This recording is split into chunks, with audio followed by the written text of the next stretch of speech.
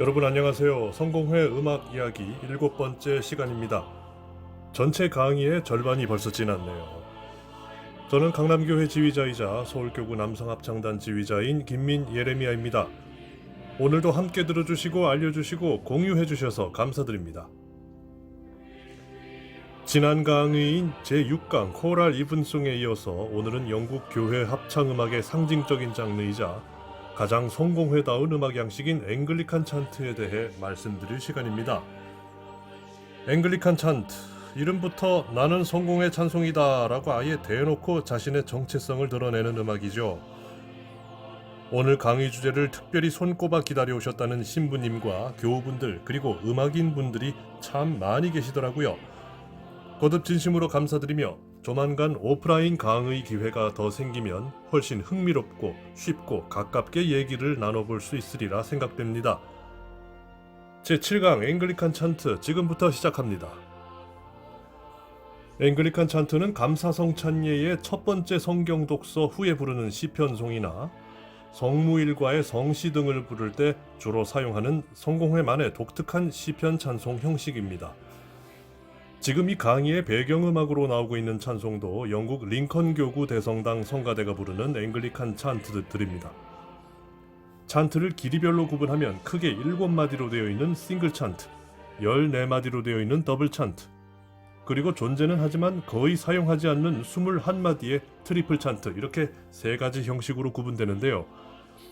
원래 앵글리칸 찬트의 초창기의 모습은 7마디인 싱글 찬트의 모습을 보입니다. 1700년대에 가서 여기에 7마디가 더 덧붙여져서 지금과 같은 14마디로 구성된 더블 찬트의 모습으로 고정되는데, 현재 성공회 전리에서 가장 보편적으로 널리 쓰이는 게 14마디짜리 저 더블 찬트라서 오늘은 이 더블 찬트 위주로 설명을 해보려고 합니다.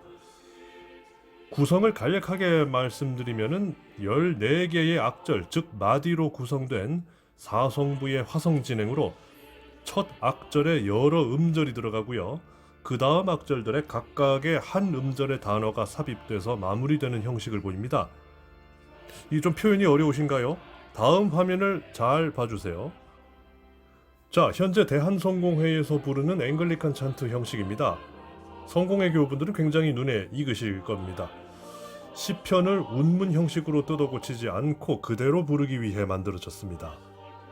여담으로 말씀드리면 개신교 찬송가에도 이 앵글리칸 찬트가 있다는 거 알고 계십니까? 찬송가 634장과 636장이 앵글리칸 찬트의 초창기 모습인 7마디 싱글 찬트 형식입니다. 화면에도 보이고 계시죠? 이제 오리지널 찬트 악보를 보여드릴 텐데요. 약간 복잡하실 수도 있습니다. 지금 보고 계신 사진은 영국 성공회에서 사용 중인 찬트 악보의 가사 부분만을 확대한 겁니다. 가사 안에 여러 가지 기호가 표시된 거 보이시죠? 이렇게 가사에 기호를 넣어서 가창자에게 지시하는 방법을 포인팅이라고 합니다. 기호를 하나하나 살펴볼게요. 전체 문장들을 보시면은 몇몇 단어 사이사이에 작은 따옴표와 각 절, 첫째 줄 끝부분에 별표가 보이실 겁니다. 예를 들어서 1절을 한번 보십시오. Come let us 따옴표, sing to the 따옴표, Lord 별표 이렇게 되어 있는데, 이 기호는 악보에서의 마디 구분입니다. 즉 따옴표는 악보에서 홑세로줄, 별표는 악보에서의 겹세로줄을 뜻합니다. 여기에 맞춰서 문장을 악보에 대입시켜서 부르면 됩니다. 그리고 몇몇 단어와 구문 위에 뚜껑 같은 게 씌워져 있는 거 보이십니까? 1절에 sing to, 2절에 presence, 그리고 with thanks 위에 덮개 같은 게 씌워져 있는데, 이거는 2개 이상의 단어와 음절을 하나의 음으로 묶어서 불러라는 뜻입니다. 또 3절을 보시면요, 첫 번째 줄 great, 4절의 두 번째 줄 끝부분에 his, 5절의 두 번째 줄 뒷부분에 dry라는 단어 위에는 마치 독일어의 우물라우트처럼 2개의 점이 찍혀 있는데요. 이것은 하나의 단어를 2개의 음으로 나누어서 불러라는 뜻입니다. 또 5절을 보시면은 문장 맨 앞에 십자가 기호가 있는데, 이건 간혹 시편이 홀수절로 끝날 때 바로 앞절을 곡조를 반복해라는 뜻입니다. 하지만 전과 같이 악보와 가사 그리고 기호를 이렇게 번갈아 가면서 보면서 부르면 자칫 헷갈려서 사고가 날 확률이 굉장히 높습니다. 그래서 현대 영국 성공회에서는 사진과 같이 찬트 악보를 성가대가 부르기 더 수월하게 만들기도 하는데요. 사진에 보시는 악보는 현재 저희 강남교회 모니카 성가대에서 사용하는 앵글리칸 찬트 악보입니다. 영국 웨일스에서 제가 활동한 주교자 성당에서 쓰던 양식을 그대로 갖고 와서 저희 성가대 악보로 편집하여 제가 직접 만든 것입니다.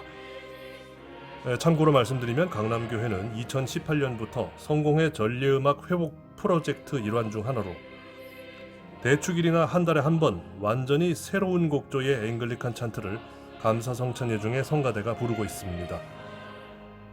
앵글리칸 찬트는 지휘법도 따로 있는데 첫 번째 마디의 가사 한 줄을 한 박으로 찍는 것이 관례이고 그 뒷마디부터는 4분의 2박자 지휘로 이어나가게 되면 됩니다. 일반 양손 지휘법으로는 절대로 지휘할 수 없게 만들어진 게 바로 이 앵글리칸 찬트입니다. 자, 그렇다면 도대체 성공회에선 언제부터 시편을 이런 형식으로 부르기 시작했을까요? 그 역사적 기원을 한번 추적해 보겠습니다. 중세 시대 영국 교회에서는 유럽 교회와 마찬가지로 그레고리오 성가 단선율로 시편송을 불러왔는데요. 시편송에 화음을 넣어서 부르기 시작한 때는 1400년대로 거슬러 올라갑니다. 1480년경 이탈리아에서는 팔소 보르도네라는 합창 양식에 대한 기록이 처음 나타나는데요. 이 팔소 보르도네는 기존 단선율로 된 그레고리오 성가 곡조에 즉흥적으로 화음을 넣어서 노래하던 양식입니다. 이 팔소 보르도네 양식을 영국에 처음 소개한 분은 토마스 몰리라는 작곡가인데요. 앵글리칸 찬트의 조상님이라고 불리시는 분이고요. 1597년에 쓴 실용적 음악에 대한 간단한 소개라는 책에서 그 첫 기록이 나타납니다. 그리고 제임스 클리포드, 에드워드 로우 등 당대의 많은 교회 음악가들의 저서를 통하여 이 양식이 소개되기 시작합니다. 음악을 전공하신 분들은 학창시절 서양음악사나 대위법 시간에 하버든 양식이라고 분명히 배우셨을 텐데요. 이게 바로 그겁니다. 어쨌든 이렇게 단선율 멜로디에 즉흥적 화음을 넣는 이 스타일은 1500년대 중반까지 곳곳에서 유행하게 됩니다. 한편 1550년 당시 영국 캔터베리 대주교였던 토마스 크랜모 주교의 지시로 존 마백이라는 작곡가가 성공의 기도서 악보본을 편찬하게 됩니다. 영어로 하면 The Book of Common Prayer Noted인데 제1강에서 제가 언급한 거 기억하시죠? 이 책에는 단선율로 된 7개 성무일과 송가 곡조와 1개의 감사성찬예 시편 곡조가 수록되어 있는데요. 앞서 말씀드렸던 토마스 몰리가 이 8개 단선율 찬송 곡조에 간단한 화음을 붙이기 시작하고 역시 앞서 언급했던 제임스 클리포드나 에드워드 로우 같은 작곡가들이 시편송을 위한 여러가지 화음과 곡조들을 만들어내기 시작합니다. 하지만 이때까지는 그레고리오 성가에 화음을 붙이는 정도였고요. 지금처럼 마디수와 리듬이 고정화되지 않은 시대입니다.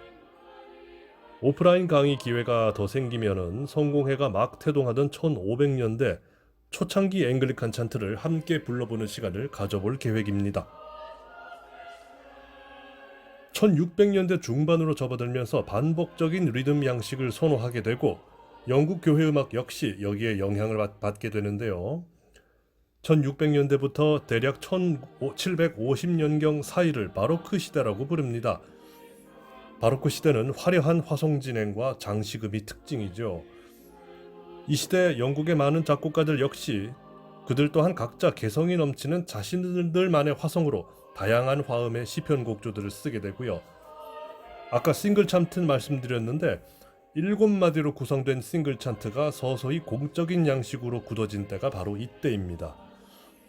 이 앵글리칸 찬트 형식이 지금처럼 고정되는데 지대한 영향력을 끼친 두 작곡가가 있는데 바로 존 블로우와 헨리 퍼셀입니다. 하지만 이때까지는 7마디로 구성된 싱글 찬트만 존재하고 있던 시대고요. 1700년대가 돼서 싱글 찬트에 7개 마디를 더 붙인 14마디 더블 찬트가 등장해서 지금 우리가 부르는 더블 찬트에 이르게 된 겁니다. 1800년대 빅토리아 여왕이 통치하는 대영제국 시대에는 그야말로 앵글리칸 찬트의 전성기가 되어 수천 개의 작품들이 탄생하게 됩니다. 또 영국의 각 교구 주교자 성당에서 독립적인 앵글리칸 찬트 악보본을 출간하게 되고요. 대성당 부속 교회음악학교와 소년성가대에 의해 다양하게 교육되고 불려지게 됩니다. 현재 영국에서 보편적으로 가장 널리 사용되는 찬트 악보는 The New Cathedral Psalter, The Parish Psalter, The Oxford Psalter 이렇게 크게 세 가지입니다. 이 당시 앵글리칸 찬트의 레전드격인 작곡가는 존 고스, 찰스 스탠포드, 제임스 털 등을 꼽을 수 있겠고요. 근데 이분들 외에도 도저히 셀 수 없는 정말 많은 분들이 등장을 합니다. 성공회 음악을 공부하시게 되면 주구장창 등판하시는 분들입니다. 대한성공회의 경우 1980년대 이전까지는 단선율 그레고리오 성가곡조로 시편을 불러왔다고 제가 고증을 들은 적이 있습니다. 성공회 성가 1990년판에 처음으로 소개되어 실리게 되고요. 또 1998년에는 이대용 신부님의 새로운 공도문 시편 번역에 의거하여 조인형 교수님과 김진만 교수님 등 성공회대학교 예전음악연구소의 여러 교수님들께서 노력하신 결과로 앵글리칸 찬트에 맞춘 시편과 찬가 악보집이 출판되어 각 교회에 보급됩니다. 현재 서울 주교자 성당을 비롯한 대부분의 성공회 교회에서는 대축일을 포함한 보통주일에는 성가 49장인 리처드 우드워드의 쥐장조, 또 사순절 기간에는 성가 53장인 매튜 캠브리지의 D플랫 단조 작품을 가장 많이 부르고 있습니다. 현재 앵글리칸 찬트의 곡조는 알려진 것만 해도 거의 3,000여 개 정도로 추정하고 있습니다. 음악적으로나 문학적으로나 성경의 시편은 찬양과 교회음악의 기초이자 근간임은 부정할 수 없는 사실입니다. 역사상 수많은 음악가들이 시편 찬송을 가장 아름답게 노래하기 위해 최고의 영성과 예술적 재능을 쏟아부어 왔습니다. 그중이 앵글리칸 찬트는 교회의 오랜 성가 전통을 잘 보존하면서도 개혁 신앙의 전통이 어우러진 성공회의 정체성을 가장 잘 드러내는 시편 찬송의 형식이라고 볼 수 있겠습니다. 제 개인적인 바람으로는 대한성공회가 전통과 현대가 잘 어우러진 균형 잡힌 찬양을 하나님께 드리는 교회가 되기를 간절히 소망합니다. 다음 시간은 제8강 성무일과 송가 즉 칸티클에 대해서 말씀드리겠습니다. 함께 해주셔서 감사드립니다.